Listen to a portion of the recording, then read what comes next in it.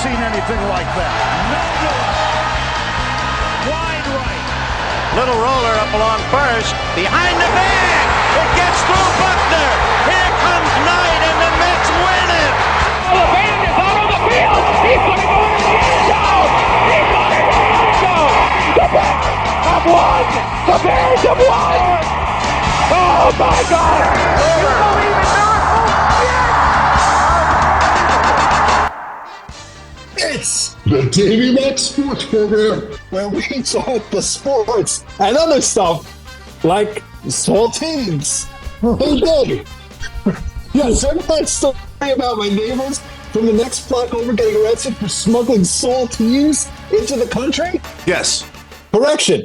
It turns out it was morphine and not saltines. My mistake. My bad. Anyway. Here's your host, Mr. Inside David McDonald, baby. Thank you, Roy Harder. Roy Harder back from 2 weeks. One of the weeks was scheduled for a vacation. The other week, obviously, was scheduled for some sort of drug run to Colombia, which he has to do every 4 months. We will be investigating as to where Roy's whereabouts were. But Roy Harder back for the first show in 3 weeks, and I wasn't even aware that today is your birthday, pal. That's right. You know, as a matter of fact, there were two people on the planet who were not aware of this. Uh-oh. You were one of them? Oh, God. Actually, three, I might add. You, yeah, Big A, and Flutzy. Oh, my God. The Davey Mac Sports Program is just letting down the Roy Harder. Roy Harder, I must be honest. Did you disengage your birthday on Facebook? Because if it wasn't for Facebook, I would not know who anyone's birthday is, including my own mother's. Well, judging from the 2,000 messages I've received so far, I'm going to say no, David. Okay, so this is on me. So this is on me. I deeply apologize and a happy birthday to you. I need to explain something to you. Yesterday, the first Sunday in March is always the St. Patrick's Belmar Parade. All right? They always do it on the first Sunday in March. I was there with my son. It popped up on my Facebook feed. I know all about it. You saw it. Me and my son Stanley were there. We had a great time. Then I dropped him back home and then went to meet up with some people. And as a result, got about 1 hour of sleep mixed with 12 shots of Guinness and you know, the Guinness Jameson was flowing very heavily last night. And I went to my morning show today. Okay, Carl and Dave, 6 to 10 a.m. and immediately got home at 10:15 a.m. and went to sleep and woke up at 5:15. The day did not exist for me, essentially. So I apologize, is what I'm saying to you. That's all right, David. Apology accepted. Now, I want to ask you something. On your birthday, we decided to treat you to a very special experience. Oh, shit. Because I hate these special experiences. You were gone for 2 weeks. Yeah. And by the way, we have a big guest that we're going to get to. He's waiting patiently in the green room, and we are going to get to him. This is going to be a very fun and interesting and special show. I will tell you that. But before we get to that, this person was quite nervous that you were going to be a no-show again today. And so we needed a musical performer, a gifted musician, you know, to replace Roy Harder if he's not going to show up anymore. Everyone knows that you're a brilliant musician, but we're calling on a new musician, and he's going to show you how to play a thing or two here, Roy. Oh, yeah. Okay, let's have it. Hey, Roy. It's Robert, hey, Roy. our producer. He's the gifted new musician. What did you think? It was going to be Keith Richards, you piece of shit? You seemed underwhelmed. What am I supposed to be getting? Sting? Les Claypool? The fucking Anthony Kiedis? I don't know any of those fucking guys. You do. You're the rock star. All I know is Robert and Big A. And Big A can't even fucking hum. We all know that. That guy can't. He can't carry a tune if you gave him 2 extra arms, for crying out loud.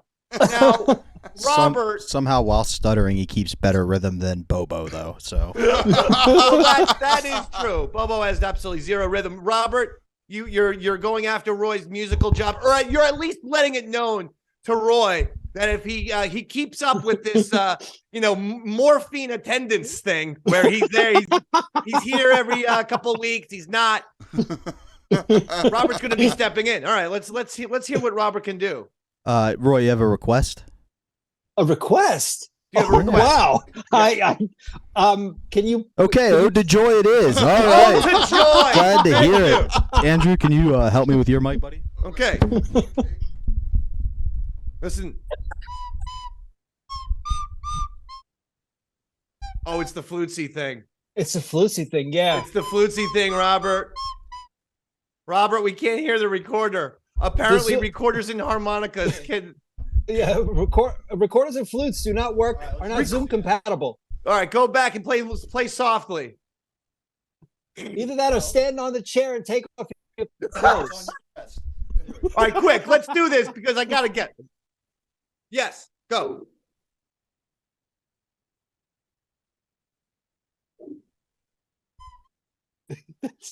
Wow.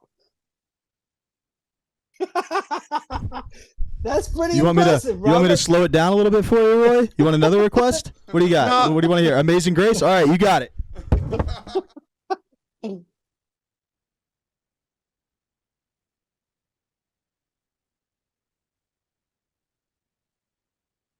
All right, well, that was good enough. That's good enough. I want to move on with the show now. But thank you very much. Fantastic, Roy, Robert. you have you do have a threat. Robert is breathing down your neck at this point as the Davey Mac Sports Program official musician. Okay, if we get 7 more subscribers, Dave, I can get that electric recorder and then game over harder. See? Yeah. I mean, so just watch your step. We love you. We want you here. Happy birthday, by the way. Now, today's a special show because we're going to do something different. Yeah. I was noticing on Twitter these past few months, that there are some amazing Ron and Fez clips being shown by a gentleman named Ron and Fez Archivist. And he always chooses such great clips.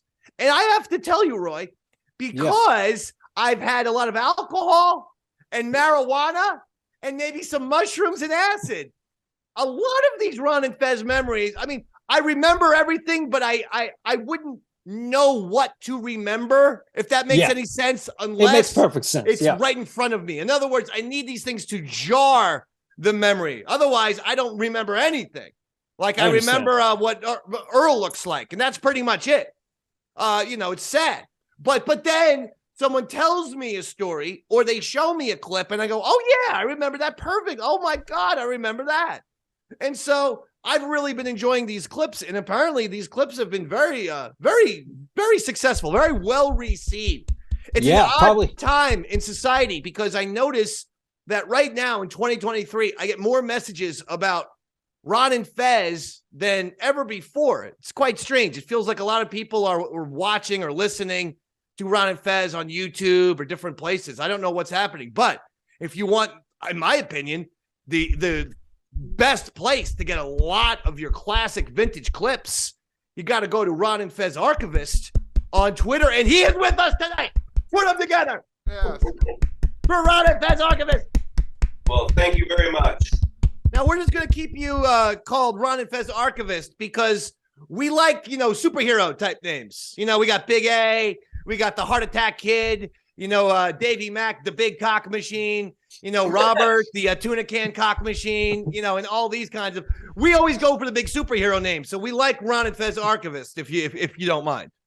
Makes me sound more important than I am. I'll take it. Yes, and sometimes I might even be shortening it to just the Archivist because I like that too. I think that's kind of cool. Love that. Now, let me ask. So, first of all, how have you been doing all of this? How have you been finding all of these clips? How were you a Ron and Fez listener back in the day? What's your story? I mean, just in terms of the Ron and Fez clips is what we're interested in. And by the way, we also thought, Roy, and we're going to do some sports chat, and we're going to do some other stuff and some fun topics. But every once in a while, Ron and Fez Archivist, he actually sent me some questions.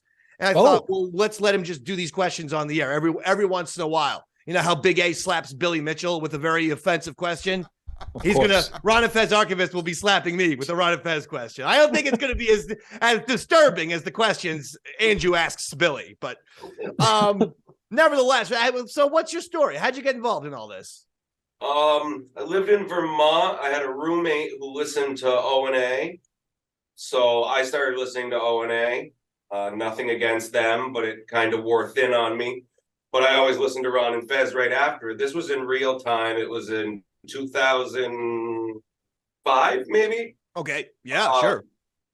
I've listened ever since, on and off, going on YouTube, finding clips or whatever. But a couple years ago, I made a suggestion to someone who puts up quotes. Why don't they put up the clips? Perfect. I can't remember who it was, but I remember their message was, why don't you fucking do it? Yeah, exactly. Guys, that was one of those quote accounts. Yes. Like really just snapped back at you. And then oddly enough, within a month of that, someone gave me a link to a cloud service that had every Ron and Fez episode from 2001 to when it ended. Oh my God, that's fantastic. Together. Oh my God. And you're doing an incredible job. These clips are fantastic and they're getting retweeted on Twitter. It's just Ron or RNF Archivist, correct? Yes. Yeah. Okay. And do you have a YouTube? I just created it because that's smart. Wanted the link. So there's I think that's a really smart thing to do because now you can do like playlists or people can go to YouTube, start watching your channel and then video into video. I love it. I think the Twitter thing is great, but I definitely think you should. I mean, since you're doing it anyway, you're grabbing these clips. You're doing all the hard work. You might as well just upload it to YouTube on top of Twitter. But I think it's fantastic. Initially, I didn't have Twitter Blue, so I could only load a 2-minute clip. And at that point, YouTube didn't make much sense. But then Atticus Flynn jumped in and sponsored me and bought my Twitter Blue. And so now I can post longer clips. I might as well put it on YouTube. Well, I think it's great. I think you should do both because I found out about you on Twitter. But I think you do Twitter and YouTube, you'll be good to go. You've chosen some incredible clips. I wish Atticus Finch would sponsor me. All right, enough about the Atticus Finch already. We're moving on. Now listen. Let's talk turkey here, Ron Fez Archivist. You were listening back in the day? Yeah. All right. You have a question for Dave, man?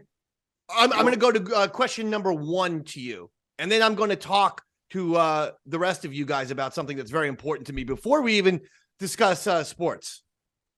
Okay, I'll throw you a softball first. Okay, throw me a softball, please.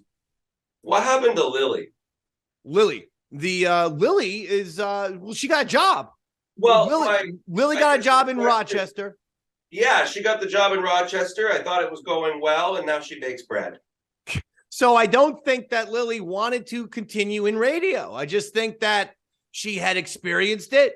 She did it. She was good at it. And then all of a sudden, it was just like, you know what? I'm into the bread situation. I guess that's what surprised me. Ron gave her so much support, helped her get the job in Rochester. She seemed like she was living for radio and then just fucking stopped. I was surprised as well. I thought, yes, Robert? Could I ask a follow-up? Was it maybe like she flew too close to the sun and nothing compared? Like once you've been a member of the Ron and Fez show, doing any other radio is just going to remind you of that? I would have to ask Lily herself about why she left. But the last time I talked to her, it was simply that, Rochester's very cold. Lily can't be bothered to be living 9-10 months out of the year when it's like 14 degrees. She's a lady who likes to wear a nice spring dress, a nice tank top. She likes the warmer climates. Even New York and New Jersey feels like the Bahamas compared to upstate New York. It's an embarrassment up there. They should secede and join Canada as far as I'm concerned with that kind of cold. I'm in upstate New York. You are? All right. Well, then you should secede. 10 minutes from Canada and 10 minutes from Vermont. Oh, wow. So by the way, before I go any further, I want to discuss something. Patreon.com/EastSideDave is something that we're starting. patreon.com/EastsideDave. And we started with just a very simple $2.50, tier. It's basically to show your support. I'm going to say something. I'm going to let you in a little secret. I have a bunch of show ideas. We'll discuss. Maybe can I grab you 5 minutes after the show, Ron Fez Archivist? Yeah, absolutely. Just 5 minutes. One of the ideas I had, and I'm saying this now live, and to see if anyone even thinks this is a good concept worth continuing. I'm pretty much doing an unofficial poll right now, right here on the Davey Mac Sports Program. One of the bonus shows that I thought would be fun, once a month show, is a Davey Mac The Satellite Years retrospective show. So much time has passed at this point. I started there in December of 2005. It was 18 years ago is when I started. It's crazy to think about. And so much time has passed that I feel like now some of these stories, some of the behind the scenes magic can be discussed a little bit. And I think that the best way to do that, sort of keep the magic, but reward the Patreon people, is to do a monthly Davey Mac, the satellite years. You're obviously first and foremost talking Ron and Fez, no doubt about it. But should we ever want to go into the Sam and Dave or the Davey Mac Sports Program on Sirius XM, I did 3 different things there, or different appearances on O&A, whatever it may be. I went from 2005 to 2014, and I think that 9 years, there's a lot of shows there. So I think a monthly bonus show for an extra, couple bucks or whatever, that could be a big hit. And I might need you to contribute a little bit if you're interested. I'd be happy to, and I think your timing is perfect for this.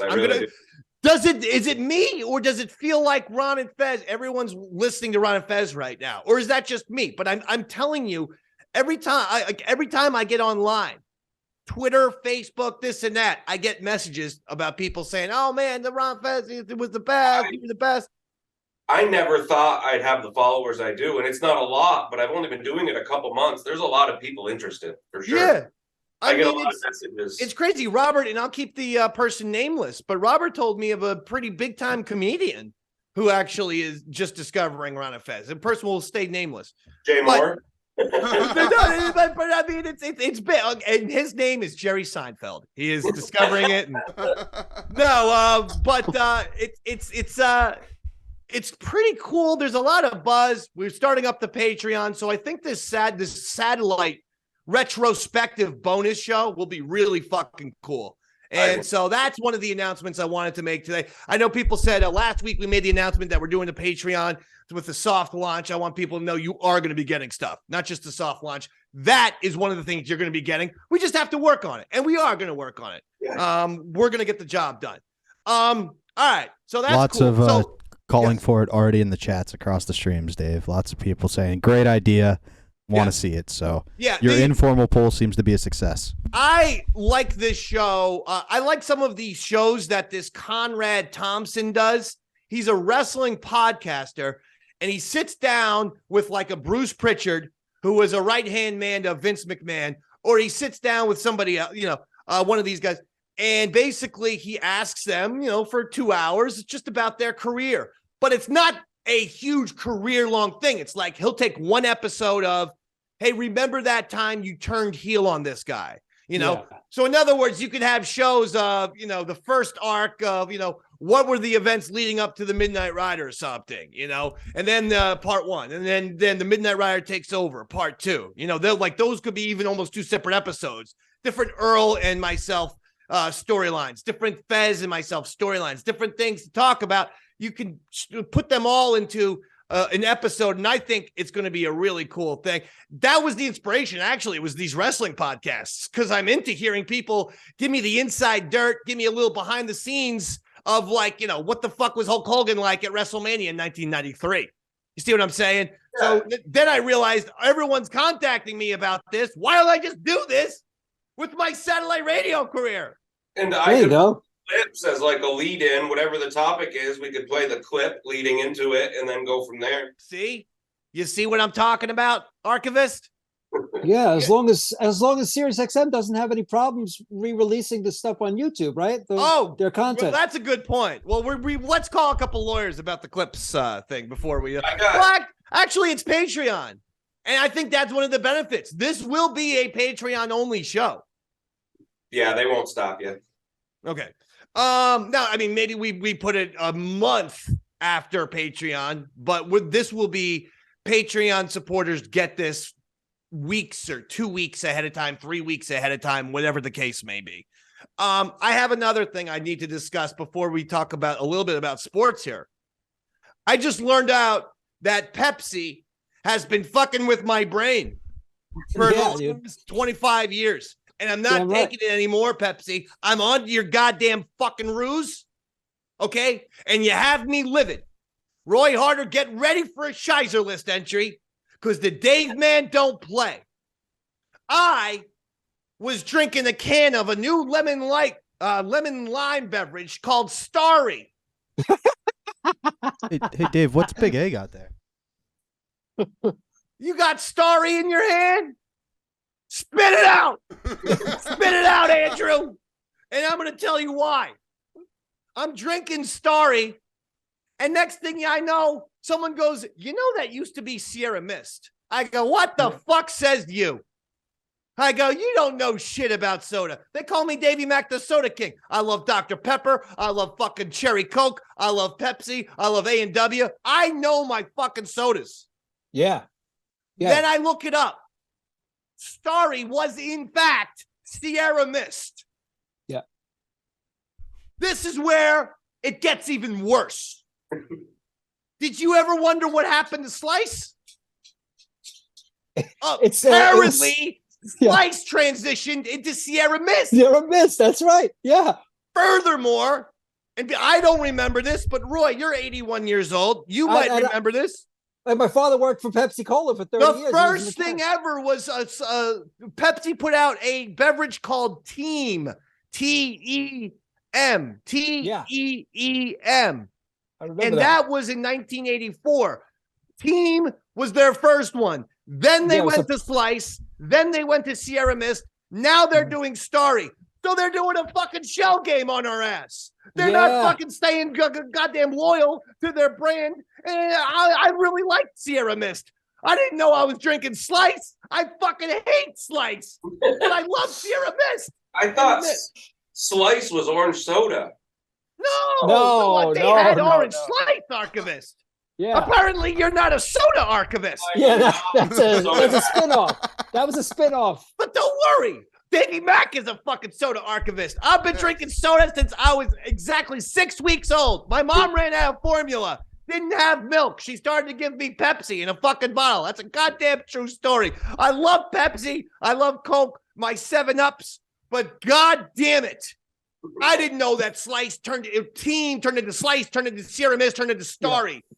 Fuck you, Starry, Sierra Mist, Slice, and Team. Your ass is on the Shizer list. Shizer! Shizer! You're the one to win this, Shizer! Thank you. I ain't taking it anymore, Archivist. I try to get my goddamn job done. I keep my put my head down. I go to work. I come back. I want a goddamn tuna sandwich because I'm all hungover. I want a tuna sandwich with a lemon lime drink, and some pretzels. And then I want to go to bed for 6 hours and miss Roy Harder's birthday. And that's why I'm missing Roy Harder's birthday. Look at this guy. Now he runs out of his chair. Nevertheless, he just ran away. Wait. Let's play a prank. Everybody stare at him when he comes back. So what's the answer to that? Did you hear about that? Did you hear about what happened? 17 times, David. 17 times.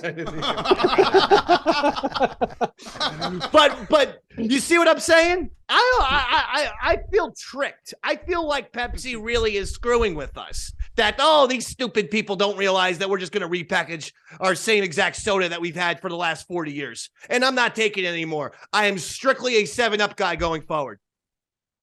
I have my own theories about that whole thing. Well, whatever. What do I know? You will not get me to drink any Pepsi lemon lime soda for the rest of my life. Double Shizer, Roy. Double Shizer them. Shizer, double Shizer. You're the ones that we double the Shizer. Okay, thank you very much. Now, Dave, we got some info coming in. JC in the chat says Starry actually sponsored the 2023 NBA Celebrity All-Star Game. So there you go. Starry was all over the NBA, but you know what? Unless Starry sponsors the Davey Mac Sports Program, which they should, give us $1 million, then I'm sorry, I'm boycotting Starry, and I'm calling for a nationwide boycott of Starry simply for the lying. Well, for the deceit. That game is basically a ripoff of Battle of the Network Stars. So there you go. It's a fitting ripoff. Now, speaking of basketball, the New York Knicks, ladies and gentlemen, have won 9 games in a row. Without their star point guard, Jalen Brunson, they won in Boston over the Celtics in double overtime. It's their 3rd victory over Boston in 4 games this season. It's 9 games in a row, winning games without their star point guard, Jalen Brunson, like last night when Emmanuel quickly stepped up and had a monster game. Julius Randle's an MVP. You have all these great players that no one knows, but I do, and they're great. Jericho Sims, Obi Toppin, so on and so forth. I'm telling you right now, you heard it here first. The New York Knicks are going to the NBA Finals. Done and done. Wow. Yeah, wow. Sham wow. What does that mean, sham wow? Well, it was a product. I don't know. You said wow, and it triggered something in my head. Okay. I just posted that clip yesterday. Thank you. Ron Fez Archivist actually posted a clip where I said the word shamrow. So I'm a ShamWow. So maybe that was in my head. The guy that presented it, he came on the show and surprised you. Oh, he did? Yeah, I can't remember his name though, but it was that clip. Yeah, that guy was such a weird freak. Remember the ShamWow guy? Yeah. Yes. Yeah. It was crazy. Well, all right. I'll field another Ron and Fez question now that you have provided that very good point. Were you mad at Sirius? You took it all very well in the end. For what? Well, your departure, Dave. No, the part where he was going to blow up the building and kill everyone in it. That happened. But up until that point, he seemed pretty okay with it. I never said I was going to blow anything up. I may have written an email to a few individuals, 2 of which have been fired from SiriusXM. Yeah. Dave so I don't even again. know. Dave wins again. Dave wins again. And the 3rd individual, I just called him a little cockroach. And if you're that weak, if you're that small, Don Wicklund, I'll say that. I called him a cockroach, and I said, you will fucking survive a goddamn nuclear holocaust, you little fucking cockroach. You are a little goddamn weasel. Now, if that's the reason why I'm still banned from SiriusXM, then they're the biggest pussies on the planet Earth. I'm sorry. Like men call each other names, whether it's done in email format or not. As far as the other 2 are concerned, I said to one of them, if I see him on the sidewalk, I'll punch him in the face. And then the one guy called an inept alcoholic. And guess what happened? He got fired for being an inept alcoholic from SiriusXM. He was a VP somehow that they totally overpaid because he knew Howard Stern 10 years ago. They gave him like $1 zillion, like they give all these VPs who have absolutely no creativity. And they gave this guy, and I found out that this guy, the email that was so scary that got me banned from SiriusXM, that email, he was at an event, an O&A event, reading the email to a bar while all drunk because he thought it was funny. So either it's funny, it's a funny email, or it's serious, but it can't be both. I informed SiriusXM about that, and guess what? His drunk ass got fired. Dave wins again. Dave wins again. I'm not saying Dave who it was, wins again. but his last name was Sabian. Now, you got me on a roll. Goddamn, this satellite show might have to be twice a month. Well, why wouldn't they give you the money? Why wouldn't they? Was it because you were hired as a producer? I was never understood by Steve Blatter. That's what I thought. And Rob Cross. Steve Blatter on the SiriusXM merger asked me, would ask to talk. He was going over with every single producer from Ron and Fez and O&A and everyone. So what do you do? What do you do? What do you do? And he would ask me, so what do you do? I'm a producer on the Ron and Fez show. Well, what do you, okay, so like, what do you produce? And I would say, well, I did this bit, this bit, this bit. Here's a game show. Here's a game show. Here's a character. And he would actually be confused. He'd be like, well, I mean, but that's all on air stuff. Like, what do you produce? And I'm like, I just told you. This character, that character, this game show, that game show, this fucking talking point, that talking point, this confessional thing that's going to make me throw myself under the bus and make me look like a stupid idiot, and that thing, okay? That's what I'm doing. Yeah, well, then, no, but that's on-air stuff. What do you produce? I think Steve Blatter, this was the first time he ever was hired by a talk station, totally over his head, all right? Yeah. I had no business. Him, Rob Cross, no business doing it. And I think he actually thinks production is the same as being a producer. In other words, he thinks you have to go onto a computer and do something and edit shit and upload it to some fucking database, and that's being a producer. He didn't actually understand that being a producer doesn't mean doing production. Like Earl Douglas would do production. I'm a million times better producer than Earl Douglas because I produce shit for the air. It's not production. Being a producer means you need to produce something for the air. You could throw yourself under the goddamn bus. You could fucking have a game, a character, whatever the fuck it is. And in terms of being a producer, no one's done it as well as I have in the history of satellite radio. Bam. Dave wins again. Dave wins again. You won't find one other again. producer. If I list all of the characters I did, sketches that I was responsible for, game shows I came up with, themed ideas and shit like that, you won't find anyone who even touches me. My list is very long, very vast. Clear, none of them listened to the show. Well, so the issue with those guys is they just simply didn't understand me. They didn't get me. They thought I was some Tasmanian devil type.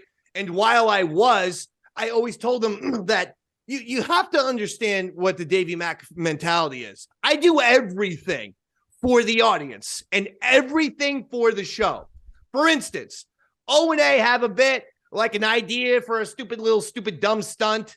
And they would, on the air oftentimes say to their producers, who's going to do this dumb little stunt?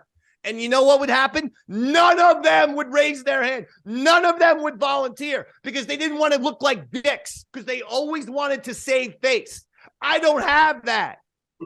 I'm not a fucking idiot. I graduated college, 3.5, magna cum laude. I graduated with honors. Don't believe everything that you hear on the radio. I'm a smart individual. I'm intelligent and I'm savvy and I'm creative.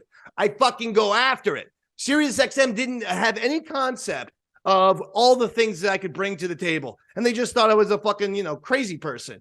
And it's sad. It's sad when simply because you have energy, enthusiasm, unlimited passion, and fucking creativity, they see that as, oh, this guy's nuts. They would prefer the boring producers who are like, okay, guys, we're coming back from break. 30 seconds. Yeah, 30 seconds till we come back from break. Those guys are real fun. They really add lots to the shows. Holy shit. Nobody can touch me.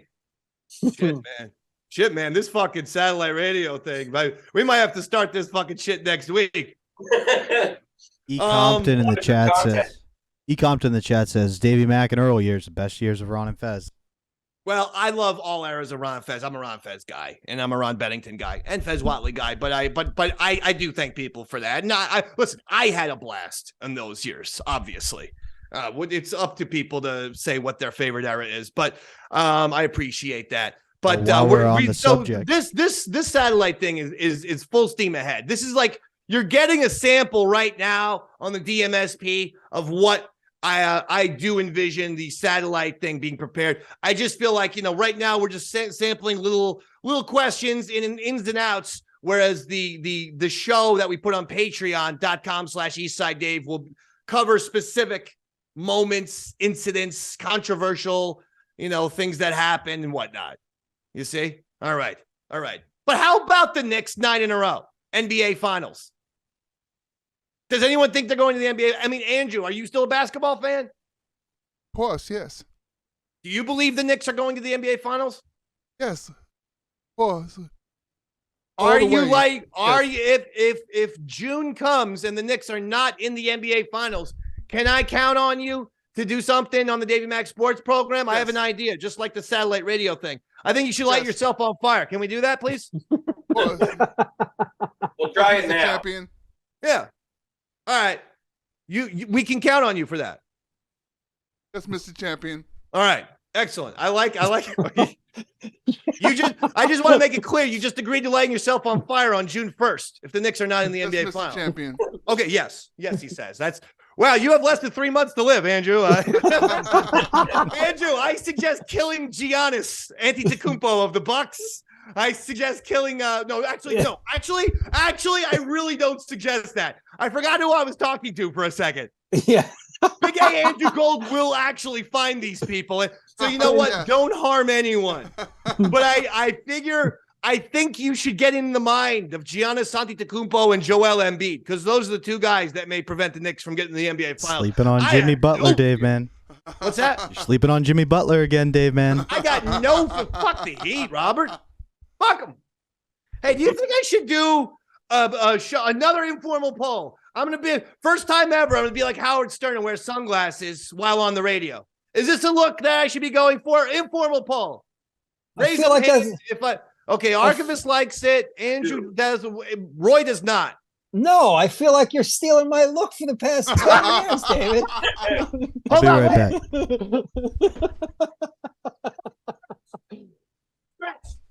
back. Stretch. Oh, it doesn't get any easier once you hit the big 5-0, huh? Yeah. Hey, Big A, how old are you? Yeah, it was my 50th. Big one. Happy birthday. Sorry, I can't talk. I'm stretching. Stretch. Hey, everyone. Look at me. I'm Roy Hart. Shiza. Okay, that was it. That was pretty much a sight gag. That was a lot of time for a sight gag. Now, Robert's. Is there a musical chairs situation going on? Why is everyone running from their chair tonight? Not me. I'm right here, Mr. Thank Champion. you, Andrew. I'm right I here can holding always the fourth count on down, you. Mr. Champion. I'm right here. Thank you. Now, Andrew. Yes. Here's the thing about the Knicks. I'm feeling like they are on their way to the NBA Finals, and I think that Kyrie Irving, meanwhile, is going to destroy Luka Doncic's career. The Luka-Kyrie experiment not really off to a good start in the NBA. It's just I don't know. Listen, unless you can get two basketballs on the court at the same time, one of those guys is going to be unhappy because they both need the ball in their hands always. So you're talking about one person or the other who's going to be a pissed. I'm just saying that. All right? Now, well, and now Robert's back, and look at this. Yeah, something's going on over there. Oh, wait, Robert's back. What's the deal there?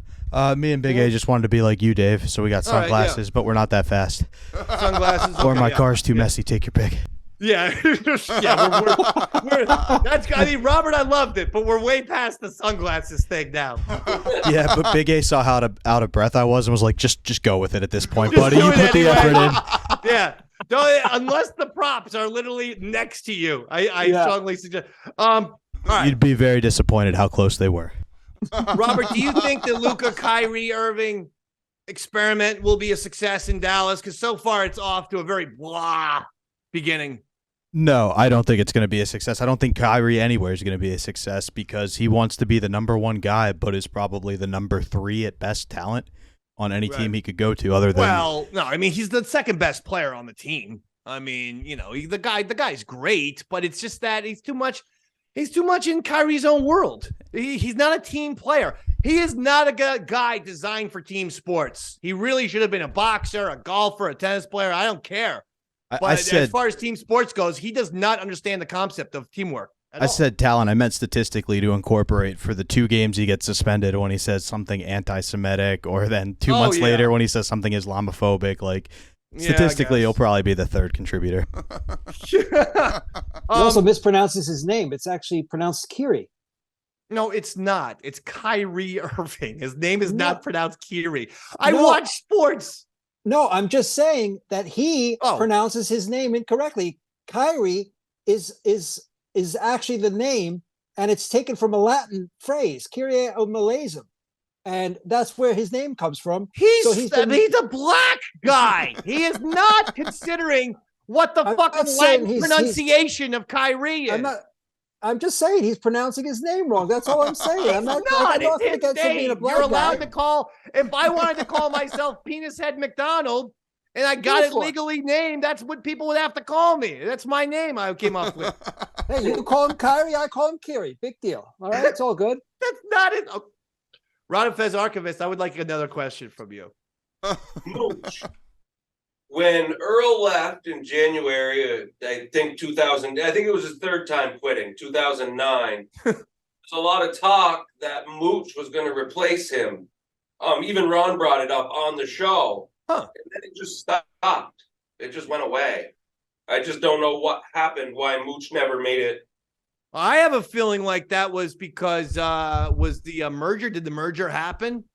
The merger had already happened, but it was still fresh. It was about. Okay, I have a feeling like that could have been that could have blocked any new hires, not just for Ron and Fez, but across the board. Yeah, when you have one of those mergers, you don't. There's a lot. Oftentimes, neither company is adding pieces. So I think it was just a really unfortunate timing. But he's crazy talented. And I'm pretty sure he's doing very well in the West Coast there.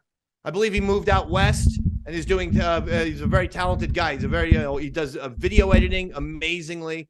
Great eye. Yeah, he's like a great guy. He's yeah, man. He's an Irish guy. You know, Roy Harder? I hear that. Even though I'm not Irish, I'm now Latin. Roy. Dude, you were at Sirius XM a few times with me, and I was there for probably, believe it or not, David, probably a solid 2-year run doing the show with you on Saturdays. Right, that's true. It was either you or Pepper. And sometimes it was both of us actually. Yeah, I will say that because there was many episodes. There was all three of us in the room. What did you think about working there? Like, was it fun? Was it not? Was it strange? It was fucking bizarro, dude. It was like, it was totally bizarro. I mean, you're talking to a guy that was coming from the television production world, and now I'm in this weird radio live thing, and it's totally threw me for my game. Was it weird seeing like Cousin Brucey walk down the hallway, and then there's like a priest next to him, and then there's like fucking like a rapper next to that guy? Some of my fondest memories of the Sirius XM days were where I would go into Cousin Brucey's thing, and like Lauren would let me watch him do the show while he was broadcasting. He's the best. He's the best guy ever. Oh, he's fantastic. He would allow my kids came down. And I should know this, but did he die recently? No. God, thank you. He's happy and healthy. Still, I believe he's still on Sirius XM, actually. Well, I will tell you this. One of my favorite people who was never in the Ron and Fez world, O&A world, is without a doubt Cousin Brucey.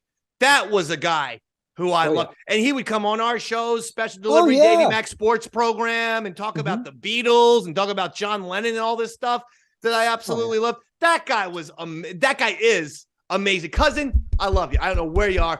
And then recently, I actually found one of my prank calls to Cousin Brucey, and I found it and was able to. And I don't know why, but Robert, you might like this. Cousin Brucey, he's such a sweet guy. He's like the last guy you want to prank call. I know, and Robert, you might like this. I called up in a very effeminate voice as Eric from Hoboken, who, even though he had an effeminate voice, had a wife, Angela. And he liked being fat and playing video games, and he liked hitting on busboys. And this is the call. This is the call when I went to Cousin Brucey. He's like, "Oh my God, Eric, you're my sugar." I was like, "Hi, cousin, Eric from Hoboken here, and I really love just watching my wife Angela do things where I hit on towel boys left and right. Just I like playing video games and things like that." And then I would request a song. It would never be correct with the genre at all. Roy, I'm like, I'd like the British Invasion, something by Diana Ross, British Invasion, Diana Ross, Eric, give me sugar. Dude, I remember Cousin Brucey used to play like in while he was playing the music, like let's say the Beatles, "I Want to Hold Your Hand." He would be changing the lyrics like off the air. He'd be like, I want to hold your cock. Like really dirty things, like Bizarro. It was amazing. The best. That man is the best. That is a national treasure. Him. Absolutely. Now, Daniel Jones, the Giants quarterback, the reports are he's asking for $48 million. This gentleman, and I love him. After last season, I don't want to criticize him. He's putting me in a bad spot here. But Daniel Jones was not the best player on the Giants offense, not by a mile. That was Saquon Barkley. And because of this ridiculous asking price, he's now putting the Giants in the position to have to choose between Daniel Jones or Saquon. And while a quarterback has a longer career, Saquon has been better. $48 million for Daniel Jones, a guy who threw 22 touchdowns. Yeah, he only threw 5 interceptions, but only threw 22 TDs. You're asking for $48 million. You're crazy. Wow. The Giants need to give Saquon the money and franchise tag Daniel Jones. And if he doesn't like it, tough shit. Sorry. Playing these type of games, total BS. Robert? Who do you think changed it? Because the paradigm used to be you won a Super Bowl, you did something of impact, and then the team paid you. Like even Tom Brady. It's all about the market. It's all about the market. What player? Okay. I'm asking, what player do you think changed it? Romo. To me, Tony Romo was the first big contract when he hadn't done anything. And actually, the Cowboys had done that again recently with Dak Prescott after giving him $240 million, and he has yet to win anything. You know, he finally got one playoff win this year. He hasn't won a championship. So, I mean, some of these salaries are out of control. The problem with the salary, look, I'm always pro player getting paid. I figure these guys are risking getting paralyzed and all this shit. CTE, they're going to be brain damaged by the time they're 50. It's a tough sport. So I'm all for them getting paid. But when you're Daniel Jones, you're the quarterback. If you're going to ask for $48 million, the team will have no money left over to make any other good moves. You could choose to be Tom Brady and take less money and win 7 Super Bowls and become the most famous quarterback of all time. Or you could take as much money as humanly possible and the Giants will suck for the next 10 years. What is it? Because if you win championships in New York, you'll take, if you didn't take, say, the extra $5 million, $10 million, but you win championships in New York, you're going to get fucking endorsements and sponsorships and all kind of fucking financial deals out the ass. It'll more than make up for you sacrificing $5 million annually. Come on, Daniel. Ron Fez, Archivist. You don't watch the football, do you? Or do you? No. We talked before. You're a Formula One guy. That's about the only sport I really watch. Yeah. That's amazing. ESPN actually is every time I turn on ESPN, they're plugging the hell out of Formula One. Yeah. It's an awesome sport. Well, who's the best? Is that the one that Andretti drove in? No. Andretti did drive in Formula One back in the 60s. Well, thank you. Roy Lapp. Dave wins again. Dave wins again. Dave wins again. You know what? Just for that, Roy, I'm going back to my Roy Harder look. just because you acted like such a jerk, I'm going back to the Roy Harder gimmick. Yeah, so is Big bullshit. You look like Harry Nielsen, dude. I look like you. What are you talking about, Harry Nielsen? You look like Harry Nielsen. I'm telling you. By the way, your beard is so fucking gray, bro. He's 50. I know. Just turned 50. What do you expect, dude? I have a couple gray hairs. I take the nail scissors to them. I'm not playing this bullshit. I'm going to preserve my youthful beauty until I'm 60 years old. No, man, let it go gray. Besides, us gingers takes years before we go. We don't actually go gray. We go, blonde. Like this is blonde. I know. I've been looking That's not blonde. Forward. That's Snow White, Roy. Like a platinum blonde. Platinum blonde. You look like heroin addicted Santa Claus. That is white. White. That is white, bro. Now, I am looking forward to that redheaded the hair transition that I've been told that's going to happen. Yeah. I feel like my hair color has become more browner than bright orange when I was younger. But I'm looking forward to a true blue brown like type of gimmick. And then I'll just deny I was ever a redhead. You could do one of two things. You could stay out of the sun and your hair will get dark like mine. Or you could go in the sun and your hair will turn blonde, like this. Interesting. Okay. Yeah. He's saying blonde, but it's Tim Curry in the Santa Claus. Or Tim Allen in Imagine Santa if I Claus. dyed my hair blonde, though. How awful I would look. Dude, I would love it. You probably couldn't even dye your hair blonde. What would look worse if I dyed my hair really blonde or jet black? Black. That would look worse. Yeah.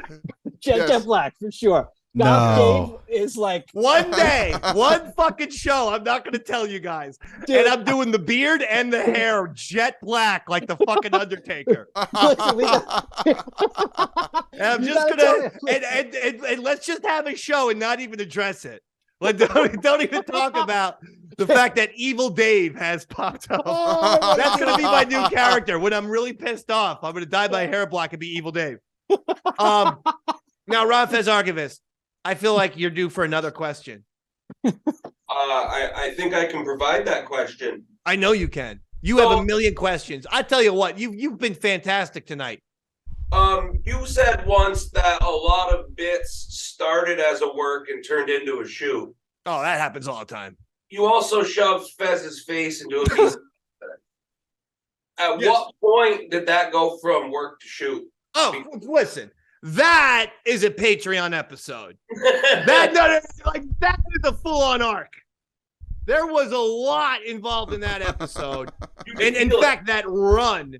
So that's up there. I will say that that was worked from start to finish. Really? And yes, and I've actually seen people online comment and go like, "Well, that's bullshit." Because if that's worked from start to finish, then those guys should be in fucking Hollywood as actors. And I'm like, yeah, be my fucking agent, dick. Like, yes, that's what I've been saying for years. I am that goddamn talented. Yep, I can do that. Yeah, that's what I'm saying. Yeah, I got you. Attention. Yeah, we worked them. We worked them over. We had beers at PJ Carney's that night. Do you want me to go with a question that's less Patreon worthy? I will say this. I will say this about that moment. Here's the one thing that I will give you.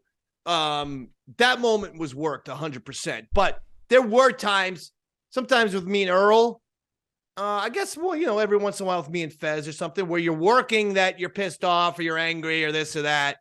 But then all of a sudden someone says something because you're working so you're going to get under their skin.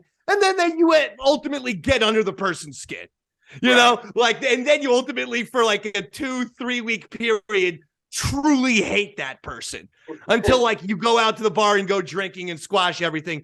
You are that fucking pissed off and you won't talk to them. That was not one of those scenarios. That was we knew exactly what we were doing.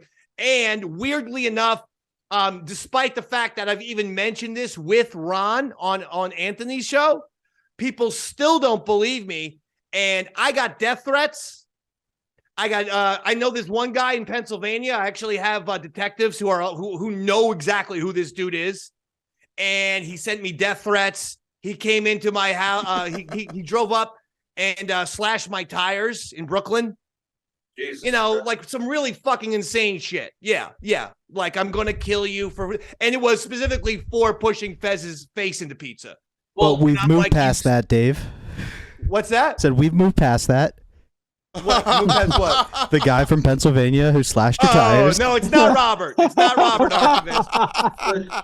The question wasn't meant to make it sound like you were actually mad at Fez. No, I know. Like at some point, the tension became real. Yeah, but I know what you mean. No, and no doubt about it, those moments happened. Absolutely, it's no natural. doubt about it. Even when you're performing, rage can overtake you, and before you know it, you're. We've been there, David. I mean, our whole thing is be in the moment. Don't be pretending. Don't be faking. Be like real. Like all the best wrestlers are real. They're not pretending to be a wrestler. Whether it's Roddy Piper or CM Punk or MJF or one of these guys who gets on the microphone and just talks, they're being themselves. They're just letting it fly. And it's got to be the same thing with this thing. No, it's a great question. And I guarantee you, I could think of a few incidents where that happened. Well, I'll give you one real quick.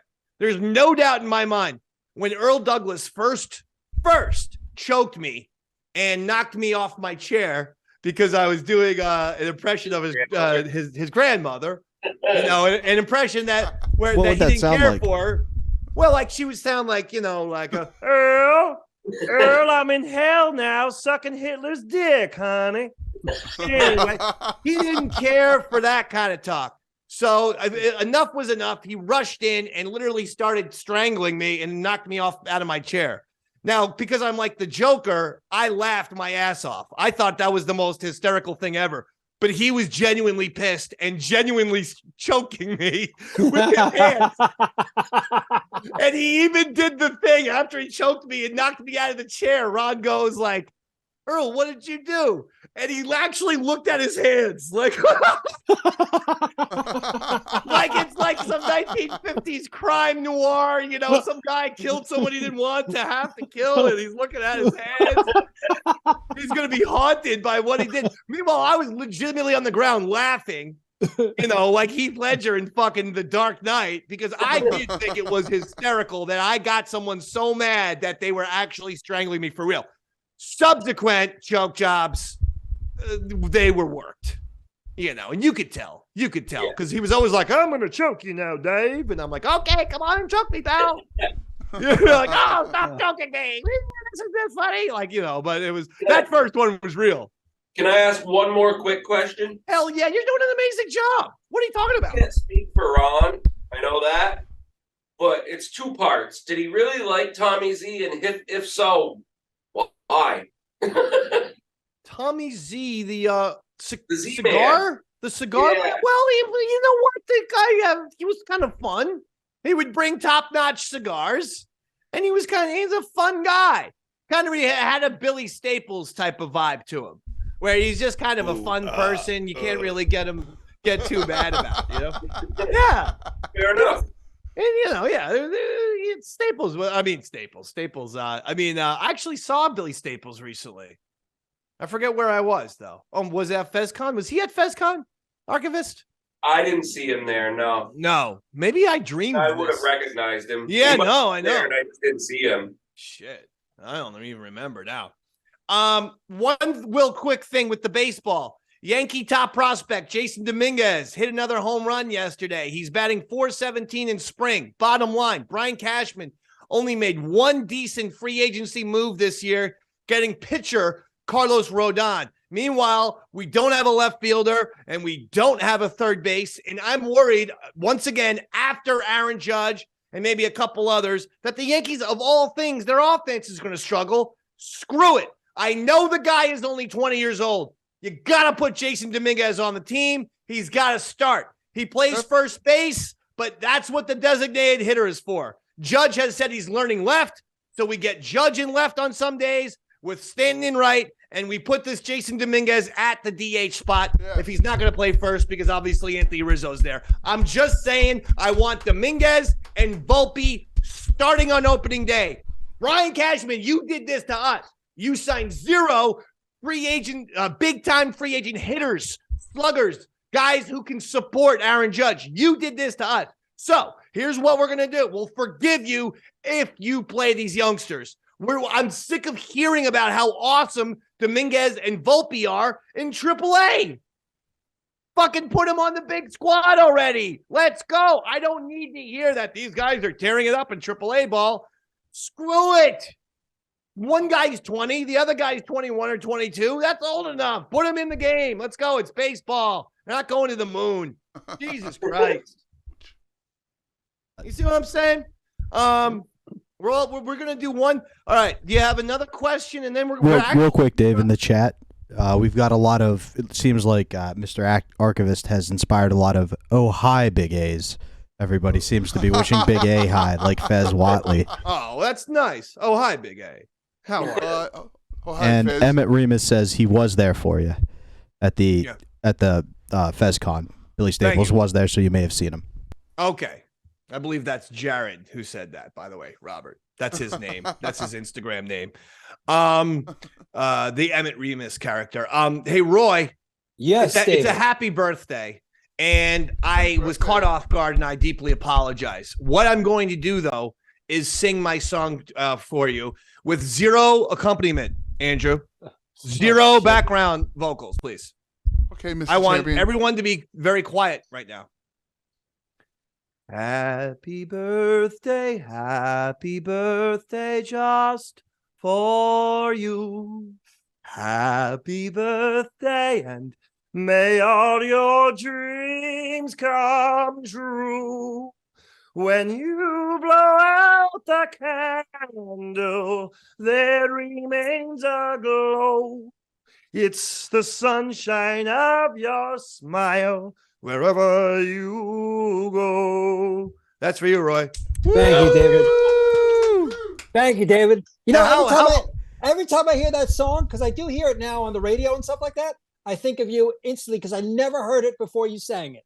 No, the only time I've ever heard it was when my mom sang it to me, and then when her mom sang it to her. Just a bunch of Irish assholes singing some fucking antiquated, never heard before Irish song. You know what, Andrew? He's right. That song sucks. Sing Happy Birthday to him. All right, Andy? You sing the proper American Happy Birthday. Roy Harder's right. Let's give a big punch. Yeah. And maybe, Andrew, do the Marilyn Monroe thing where you're rubbing yourself, you're touching your nipples, things like that. Okay? Go for it. I'm JFK and you're Marilyn. Go ahead. Yeah. Roy's JFK. And that does not mean Andrew, that you can shoot him on November 22nd. Yeah. Oh, you can't? All right. Oh, no, damn. you cannot. I know you had that in your daily planner. Oh, damn. All right, let's go. Sing the song. Happy birthday. Happy birthday to you. Happy birthday to you. Happy birthday, Roy Harder. Happy birthday to you. Wow. It's not as sexy as Marilyn, but he did do it without, ever stuttering or anything. Yeah, very good. So, Andrew, that was kind of, you know what, Andrew, give yourself 2 points for that. Yeah, beautiful. All right. I love the fact that I don't make him, like, when he sings to me, he doesn't stutter. I think that's amazing. That means you he's very complete him with me. Yeah. It's like the Jerry Maguire deal. You complete him. You complete Andrew. Do you have one last? Ron Fez, Archivist, do you have one last question? I do. And do you think that this satellite radio Patreon idea is going to be is worth it? Yes. Yes. Not just because I'm involved. Yes. And now you are involved. You're going to be responsible for creating 1,000% of the show prep. I'm in. I can quit my job. That's how I got sucked This is going to be game. the only time. This is going to be legitimately the first time I've ever done a show where I legitimately want to walk in having done nothing. And that's not because I'm lazy. I have 9,000 fucking shows going on, okay? And I do morning radio on the #1 station in New Jersey, WRAT 95.9 FM. I got to get at 6 to 10 a.m. every morning. I got to get up at 4:30. All right, yeah. #1. We've had #1 books for the last 12 books, ladies and gentlemen. How would you say that in Japanese? Ichiban. Wow. Which was a Davey Mac creation because my dad he worked for Merck Pharmaceuticals and went to Japan. And one time he went to Japan, he bought me a little T-shirt and it had the Japanese character for Ichiban. And he explained that means #1. That means you're my #1. And I was like, this is the coolest shirt of all time. I used to worship that shirt. And it was just a black shirt with the Ichiban lettering in white on the front. It was fucking cool. Every kid was jealous of me. But it was one of those things where I kept wearing it far too long. Like I was wearing it like when I was like 14 and the shirt was made for an 8-year-old. And it was like becoming like a fucking belly shirt. Like I looked like a fucking gay cheerleader or some shit. It was awful. It was a bad look. So if anyone could find me a black and white Ichiban shirt, I'd be very appreciative. All right, Mr. Archivist, one more question, and then we'll go. We're gonna hit the bricks. All right. How has did Earl witness Ron kill somebody? I don't believe Ron has killed anyone. Not to my knowledge. I know that everybody jokes that Earl is lazy, but the man has quit 4 times. I just don't know how he's maintained this career with the trajectory he has chosen. He's a mystery. He's really good with African American rock and roll artists. So that's always a useful guy to have on the team for that.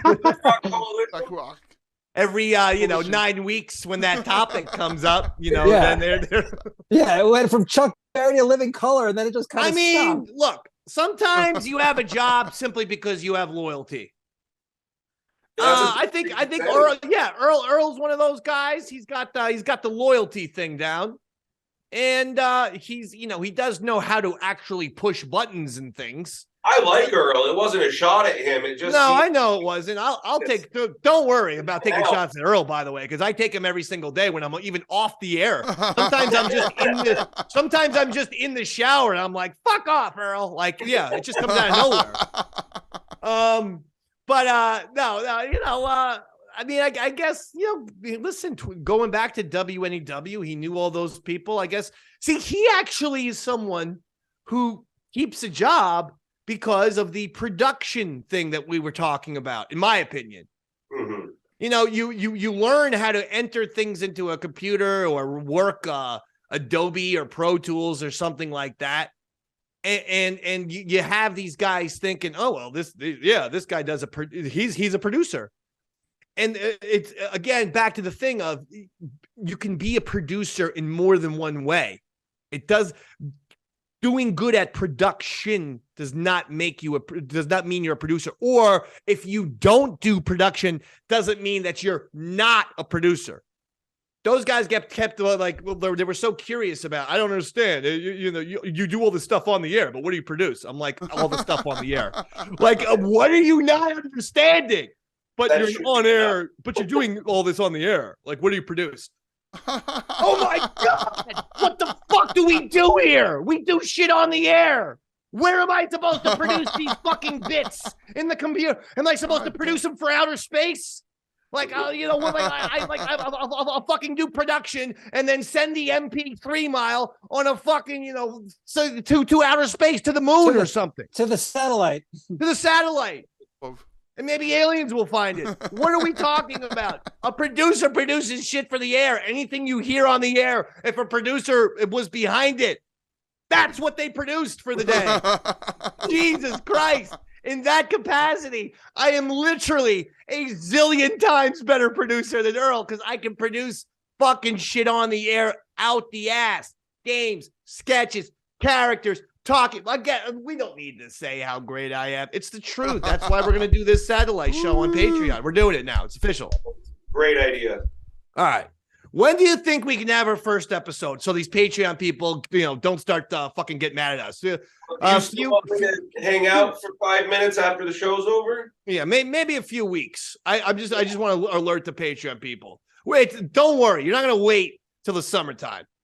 And give us 2 to 3 weeks so we can maybe get a graphic or this or that. All right? That's what we got to get, a little artwork too. Listen, this has been spectacular. Ron Fez, Archivist, we loved having you here. Yeah. I enjoyed it as well. Roy Harder, happy birthday, you son of a bitch. Thank you, my brother. Big A, Andrew Gold, wonderfully done. Sexy as always. Champion.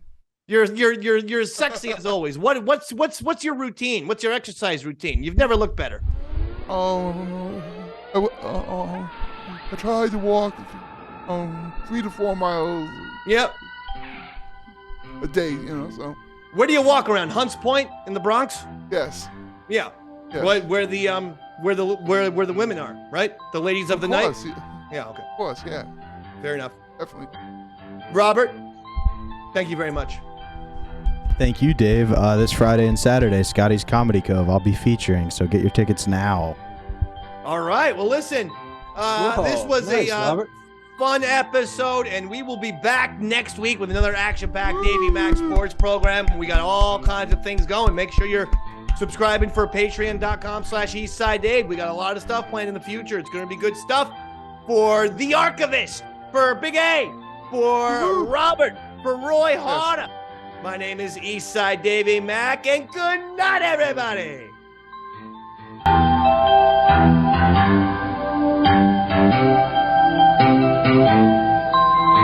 Bye.